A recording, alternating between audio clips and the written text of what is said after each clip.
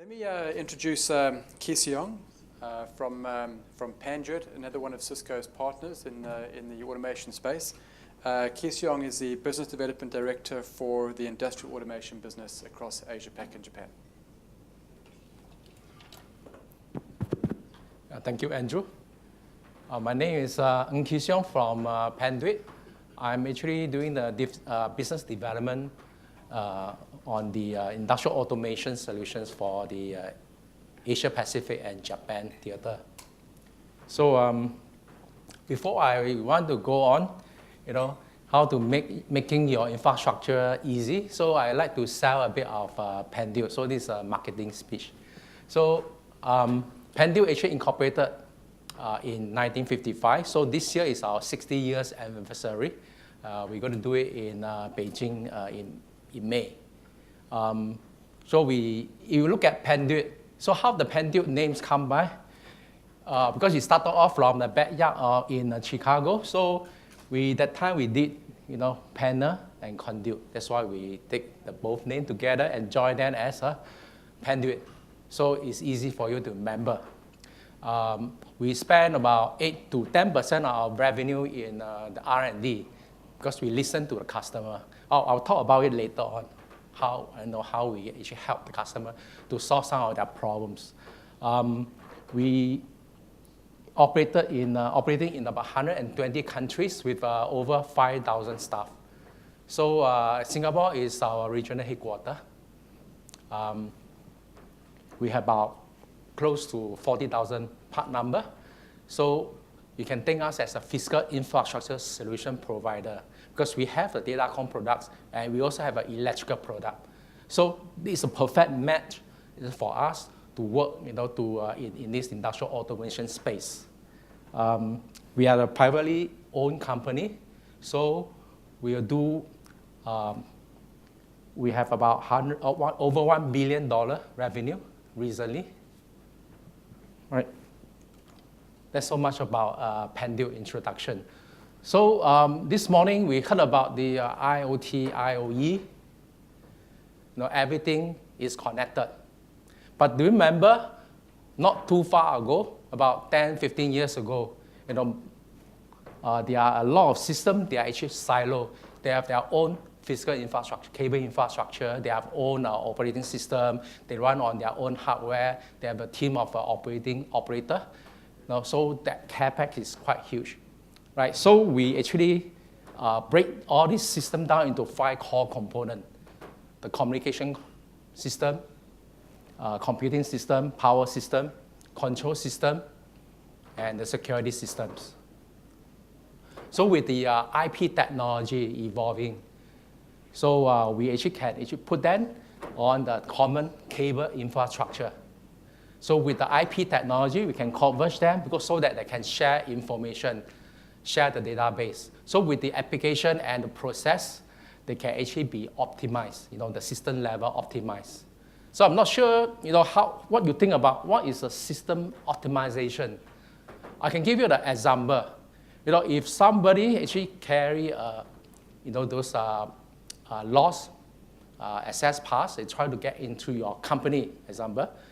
And if all the systems are working together, the first line of defense will be your access control system. So we actually detected this card is invalid.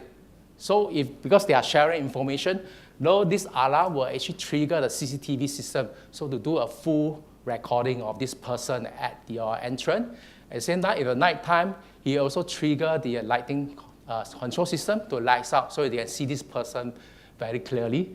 At the same time, you actually can lock the other entrance so that this person cannot go anywhere. This is what I mean, the optimization. So everything are working together, sharing information. So Panduit, as technology leaders, we understand the IT aspect, and we also understand the OT requirement and their problems. So we actually bridging both sides. Understand their common issue, and we give them the advice.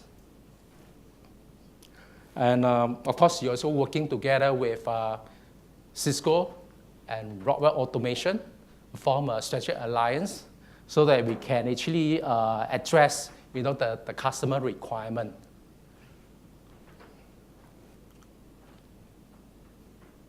This one slide, I think this morning, remember we talked about in 2014, we talked about the population of how many billions? Can someone remember? This morning, we talked about the world populations, about 7.1 something billion. So on that slide, it's mentioned about 7.2. So the idea here is, you say everything is connected. How can you actually visualize? So I give you another example. So each of us, even myself, I have 3 IP devices. I think you already understand what are they. So first thing you talk about the mobile, your smartphone. Second is your laptop. Third one could be your tablets, right? And today we'll talk about wearable, like iWatch, Samsung from Samsung. So all these are the gadgets that need to be actually are connected. If we take average person having 2 IP devices, so you just imagine how many devices the person that have, the total world population will have about 14 billions of devices that are connected. That is on the person to machine. So if you add all the machine, you add on all the production lines, social medias, so we can actually reach that number that we talk about 25 billion connectivity. So this is idea. Everything is connected. Then you look at the infrastructure. So what is a physical infrastructure in your mind? So actually physical infrastructure, is something like a road infrastructure in the city. So if you don't have the good road infrastructure, how you actually deliver your goods? How to make sure your goods actually travel from point A to point B on time without any problems. So physical infrastructure is talking about like the road infrastructure, or you talk about the blood vessel on the body. So it's a very important understanding that you need to take note of. So let's look at the investment in the infrastructure. So from this slide, we look at the application software. We spend 60% of Capex, right? So you spend on that, and usually you need 2 to 5 years to do the upgrade or refresh. Active equipment, something like the server, switches, storage, you spend 23% of your Capex, and every 5 years. Today, not like last time, about 3 years for a laptop. Now people talk about 5 years. For the shelf life, you talk about 5 years. And you look at operations, so you spend 10%, and it's continuous until your cease of operation. Then the next one will be the infrastructure, and you guess 7%. When you look at 7%, actually it should last you for 20 years or more. And what happened to this 7%? If you don't do it right, what happened? You look at the Saga research. They are talking about 80% of the network problem are caused by, because you spend very little in your infrastructure. So you talk about uptime, downtime. So you want to actually maintain 99.99% the uptime so that actually improve your OEE. So this is a very important component most of people actually overlook. So why would I say that? I'll go into another slide to explain further. So when you look at the physical infrastructure, we are actually looking at these 6 aspects. So first one is connectivities. So what are the media selections and what are the issues? Because when IT try to come into a factory floor, working with the OT, but they do not understand the environment. So most of the time, they actually use the wrong material on the factory floor. The second aspect, we talk about the network management, whether you actually use the right architecture framework. So that's why today, Rockwell, Cisco, we heard about the Converged Plans-Wide Ethernet framework, CPWE. So we should actually adopt the same framework, to deploy the right the architecture. The third aspect is found very commonly on the factory floor, you talk about enclosure. So what's so special about the enclosures? If you walk into the factory floor, sometimes it's very humid. Sometimes you have high temperature, or you are full of the EMI, the electromagnetic interference on the factory floor. So you have to look out, how to protect all your server or switches or even the cable. Then the fourth aspect is talk about media protection. The media protection is how you route the cable out from the control room, where all your server storage are, and then you route the cable all the way from the ceiling and all the way onto the machine. So how you protect the cables, be it fiber or copper. Then we talk about the access control. This is another big topic. We talk about the security. Right, so we not only talk about application layer, network layer, we also need to talk about how to protect your physical ports, your patch cord. Someone actually can remove it easily. Or someone, remember this morning we talked about the nuclear plant, someone is using a USB thumb drive, insert into your control, the PLC, that's where the virus be actually spread into the nuclear plant's control system. How can you actually protect this point? Then we talk about how the intelligent infrastructure helping you to support all your devices that connected within on the factory floor. So let's go to the first one, connectivities. Why is it important? We talk about cabling limitations. So from IT guy, you actually understand what is fiber, what is copper. But do you know that when you use on the factory floor, there are actually other aspects to be looked into it. Because as I mentioned, factory floor, we have a standard called TIA 1005, the mice, not the mouse. M stands for mechanical, I, ingress, C can be chemical and climate. E is electromagnetic interference. So these are the standards that govern, what sort of equipment or the component that to be deployed on the factory floor. And then, of course, hard to reach. Today, we talk about wireless deployment. So you just simply put your wireless access point on the ceiling. Is that done? It's no. We need to protect the wireless access point. How to protect that? So the media selection, that's how we talk about, because of the factory environment, you have to look into a different aspect. I have another slide to go into it in a different scenario, what sort of cable to be actually recommended, and how you protect the wireless access point through the enclosure.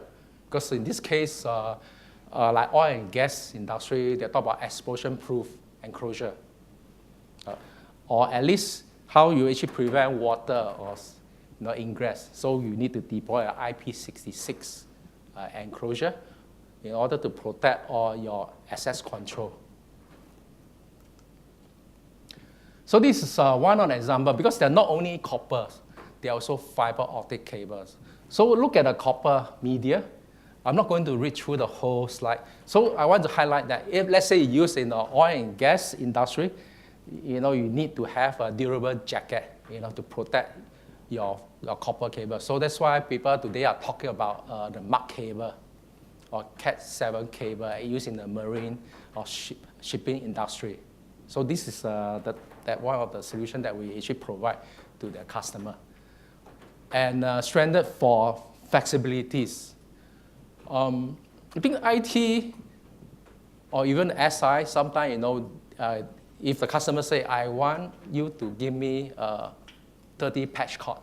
So usually what they do, because they have leftover cable, on the cable drum, so they just cut according to the length they want and then terminate with the RJ45 connector. That is wrong, because on the drum, actually the cable, the copper cable is a solid one, just like your chopstick. But you use as a patch cord. Patching has a different requirement. Because patching, you use the solid core, and over time, because you're patching at a different angle, it may break. So you may have an intermittent connection problems that you may not actually detect. Why stranded? Because it's like, I think you read about story, a few brothers working together. Like you have one chopstick, it's very weak. You put all the chopsticks together, you can't actually bend to break them easily. So it's a similar concept. So you use a stranded wire as a patch cord. So you actually make it more strong and flexible. So this is one of the best practice we always share with our customer, with our SI, because some of them don't understand the issue. Then of course you actually deploy your cable, just copper, in the noisy environment. You have a EtherNet IP copper cable next to your the variable frequency drive that actually emitted a lot of EMI noise. So what sort of cable you need to use? So you need to use a shielded twisted pair. If you because of distance constraint more than 90 meters, then you use fiber. Fiber actually immune to all this EMI noise. And connector is also another problems with the customer face. Because a lot of time during the maintenance phase, they need to run a new patch cord, and they don't know how long is it. So they always need to do a field termination. So this is the key word here, the easy field terminable connector.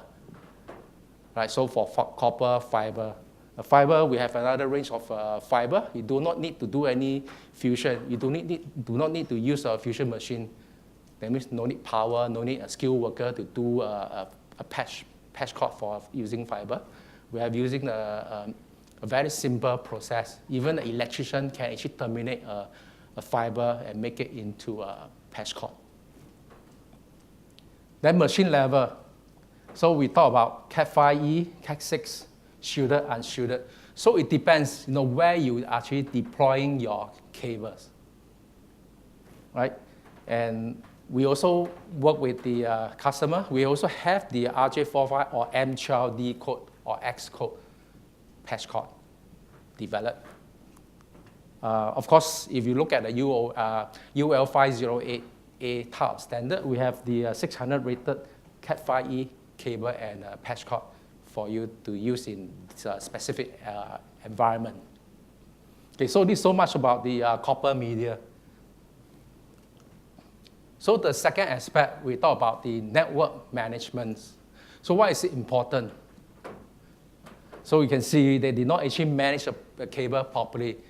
I'm sure that, I'm not saying definitely what happened, because I went to most of the factory, because I actually travel around Asia Pac. I've seen this in India, in China, even in Singapore. So they not actually manage the cable. Then talk about the network verification. Whether is it connected, you don't know. You need to actually on power on and check whether it's working. So there's another important issue that you need to actually take note. Then the package reliability, just like the road infrastructure. If you build a quality road, so if you have an ambulance is something like the quality of service. The ambulance when come, actually they have a very clear path for it to travel at a high speed. So how do we ensure success? So first step is the reference architecture. So this is how we work with Cisco and Rockwell Automation. We actually all follow this reference architecture, CPWE. Even our industrial automation solution, the 5 industrial solutions, actually are mapping onto this reference architecture. I'll share with you later. And then we look at the connection verification. So Cisco guy, they have a Cisco work so that can actually do a cell discovery to see what are the devices are connected, IP addresses. But for the physical layer, the cable, so we have an intelligent patch panel that we can tell whether this patch cord is actually connected to any device, right? Then I mentioned about this quality of services. So you need to actually deploy a managed switches actually in order to take on this QoS service.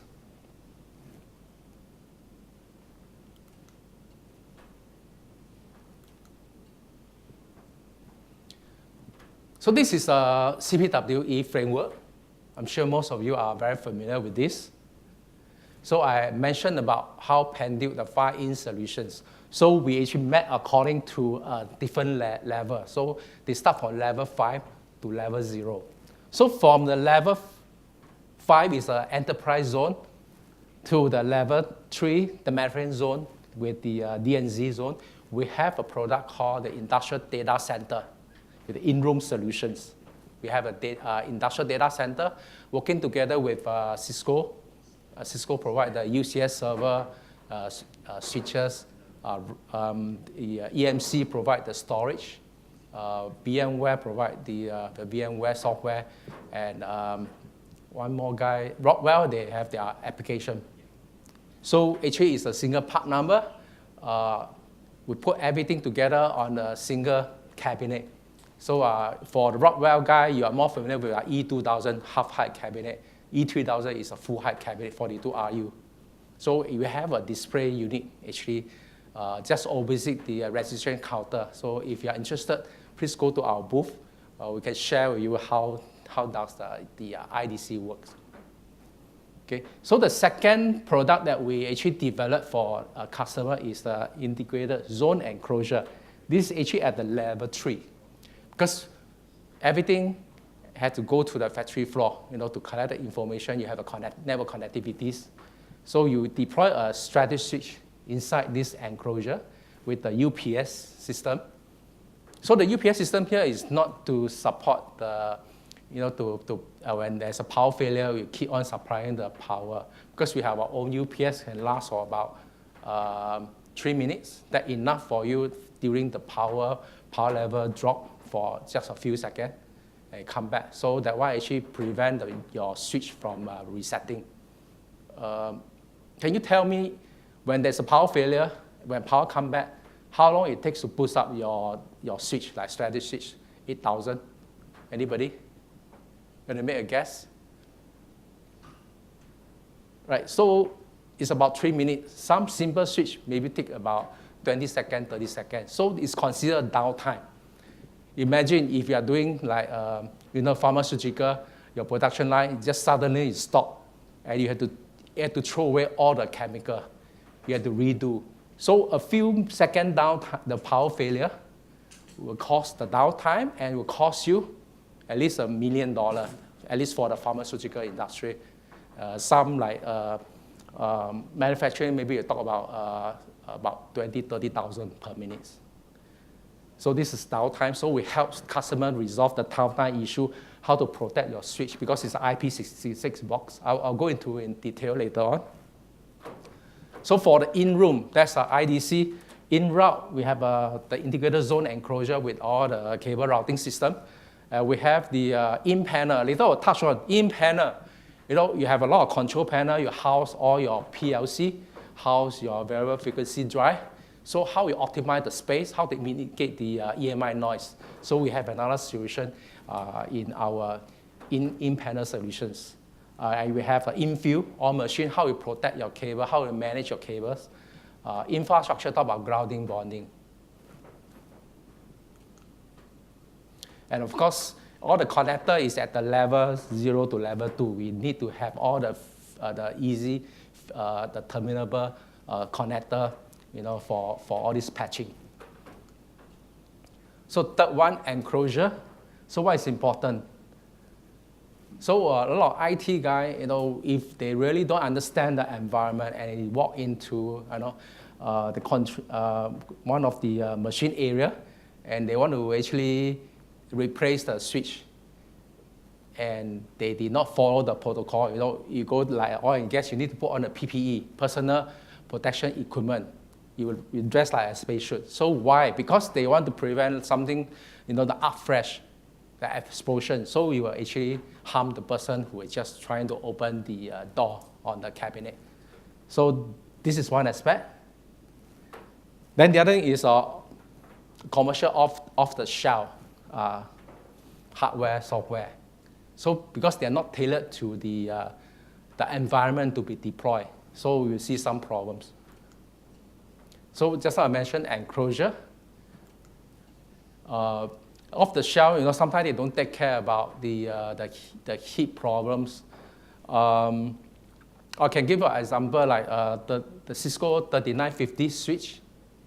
Okay, the cold air is coming in from the side. Right, how about after go through the backplane, the hot air actually supposed to throw out from the back, but is for this switch is different. They actually throw out from the front. So how you take care of this heat actually recycle back into the cold air? So Panduit, we have a solution. We have a casing that we can divert the hot air from the front back to the hot air at the back of the switch. So this is how we actually work with Cisco. We come out all these the customized solutions. So we'll emphasize on the integrated zone enclosure or the pre-configure. What's the difference? Integrated zone enclosure means you will have a strategic switch actually install and sell as a single part number. Pre-configure means only Panduit part number without the strategic switch built in. So because it's a UL approved IP666 and it's validated in our factory, so we'll ensure that if your ambient temperature is 50 degrees Celsius, the switch will not be overheated inside the enclosure. That's what we have already tested. Okay.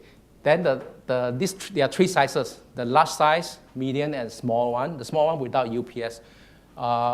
We have our own brand of UPS. I'll share with you what's the difference our UPS with other brands.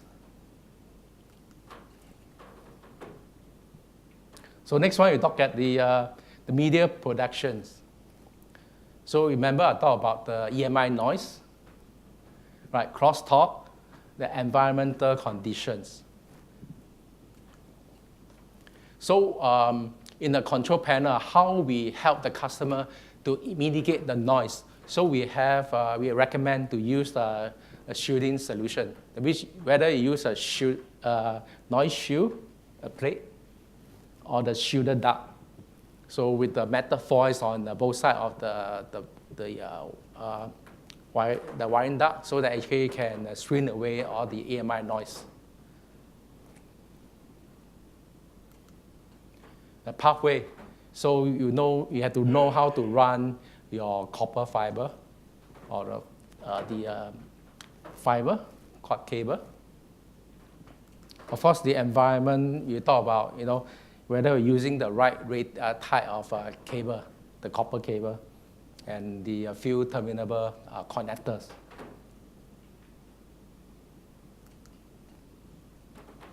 So this is what I talk about, the in-panel solution, that how we actually do the space optimization and the noise mitigations. So look at this illustration. So with the DIN rail wiring duct, you have a wiring duct that we have a DIN rail seated on top of the wiring duct, so that you can mount the smaller component like a termination block, the relay switcher, the on-off switch, or the micro PLC on top of this DIN rail wiring duct, so we can save out space on both sides. Another thing will be the corner duct. So at the corner, normally you can't do anything, but with this, you actually can run cable from at the side panel to the back panel. So actually you can make use of the corner space. And we have the shield, this is what I mentioned about shielded duct, noise shield. You don't need to have a 6 inches of air space between your variable frequency drive and the PLC. So you actually can put that closer to each other. So technically, you can actually save up about more than 30%. Within your the enclosure. So I think this is a very important message to customer. First, when you talk to SI, they want to deploy as many enclosure as possible. But customer, because they want to save, because they want to cut down your Capex, so we want to squeeze everything into a smaller number of enclosure. That's how we can help the customer to achieve their goal.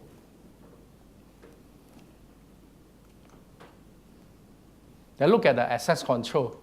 This is what we are talking about, the security. So Cisco at the network security, Rockwell talk about application layer. But how about physical layer? So a lot of times, the security breaches actually are insider job. So you look at the reports, more than 60% are insider. So they can plant the virus. Because why? Because they have a thumb drive, or they can actually access to the NT port on the patch panel. They can just plug in their laptop and steal information. So we actually developed something. I'll share. I have a sample here. We call the blockout access control on the your physical ports.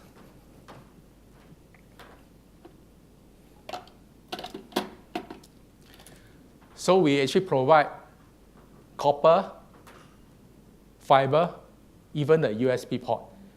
Once you put in the all this blockout device, you actually can't remove it by using your finger. Okay, so you can go to our booth. I'll explain it more in detail. So over here, I just show you how to take out all this blockout device from your the patch panel. For example, you want to patch in your copper, you just need to use this key, insert in, and just pull out. That's where you can actually plug in your patch cord. That's for copper. The fiber is same thing. You have LC patch cord. You want to plug in, you just remove the blockout device from the fiber jack. Then we talk about the USB. USB port, there are two types, USB Type A, Type B. What I'm showing here is a Type A, rectangular shape. Type B is a square one. So Type B you can actually find in your PLC controller or printer. So you need to use another key actually to pull out. So this is how we actually develop this the physical security solutions. And the other thing is operator error or sabotage. So what do you mean by that? So a lot of times, especially at the wind power station, because a lot of high vibration, they worry that the patch cord may be actually, due to high vibration, it will actually fall from the patch panel. So we have this locking device on the fiber and copper. So this is fiber. This is a copper patch cord. So we actually, with this locking device, I will just put on the jack here. So I just plug it in, and there's no way for you to pull out. Okay. So what you need to pull out is to use this another key. You turn clockwise, 180 degrees, and pull out, that's it.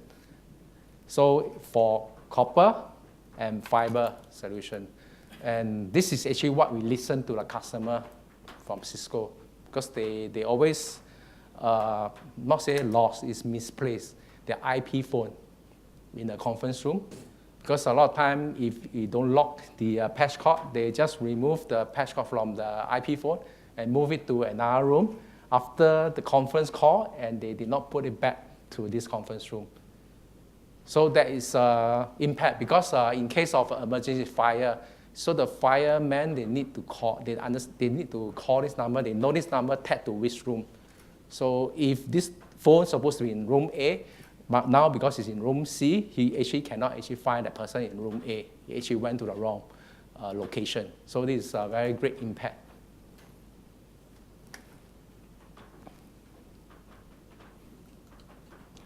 So defense in depth. So we're working with Rockwell and Cisco. We provide us physical security solutions.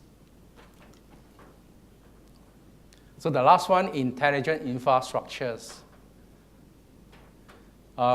So I mentioned about the environmental issue. So we just look at this same panel used. So one become rotten, the other one still intact because they have a certain protection. And how you actually measure the health of the equipment. So the first thing first, when you actually start the green field or even the brown field and do upgrade, we have assessment services. You know, we can go to the factory floor, you know, with the some tools. We can actually tell you this location is mines number 3, like M1, I2, C2, E3. So we can actually classify each of the location, what is the impact on the environment. Then we give you the reports. And then it tells you that what you had deployed or you designed is not correct. because you did not actually follow, to look into the environmental issue. So cell diagnostic capabilities. So I'm sure a lot of the, today, a lot of active equipment, they have this function. So a lot of sensor being built in. This is a UPS that I mentioned. If in order for a UPS to work, beside the UPS controller, what else you need? You need a battery bank, right? So battery is the number one problem, for the failure of a UPS system. Just like a car, when you drive a car, every 2 years, or the car manufacturer always recommend, every 2.5 years, you need to change your car battery because you don't know when it's going to fail. Right? So same thing, every 2.5 years, you need to change your battery. It's a cost. It's an operation cost. Secondly is maintenance fee. You don't need to do maintenance because there's no battery for you to maintain, and we have a connection to a TCP/IP. So you can use your web browser to check the status of your UPS. How much power is still remain. You can how much time you can support this switch, right, connected to this UPS. So we actually put everything in one box because it's using a ultra capacitor technology. So some competitor, they actually separate into two. One is the ultra capacitor bank and one is the controller. So but we put them together. Okay. So we have a ROI and TCO calculation for you to understand better. I think this is the last slide. So equipment for Panduit success. So remember we talked about CPWE, we have these 5-in solutions. So we can map according to layer 5, level 0. And with our integrated solution, just how you have seen the UPS, you have seen the industrial data center, integrated zone enclosure or pre-configured zone enclosure. And we have some tools and the design services to help our customer. And also we're working together with our partners and strategic alliance. So we enable our distributor and ask our SI with the right knowledge, the know-how, the procedure. So that's how our differences, the differentiation from other competitors.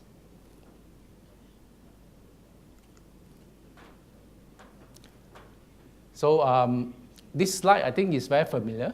We talk about IoT, IoE. We have this website, the www.industrial-ip.org. So we actually jointly developed together with Cisco and Rockwell Automation and Panduit.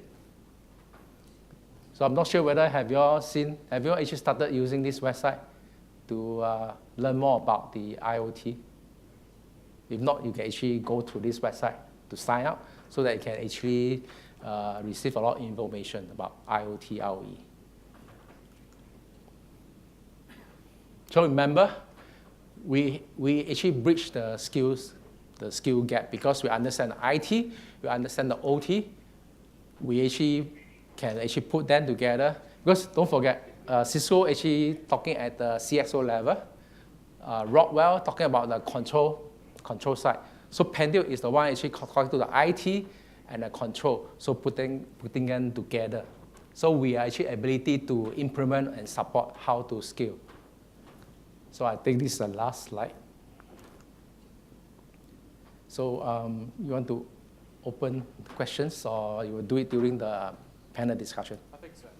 Okay, so you have any question, you can just feel free to text or you can throw the question to us during the panel discussion later on. Yeah, thank you.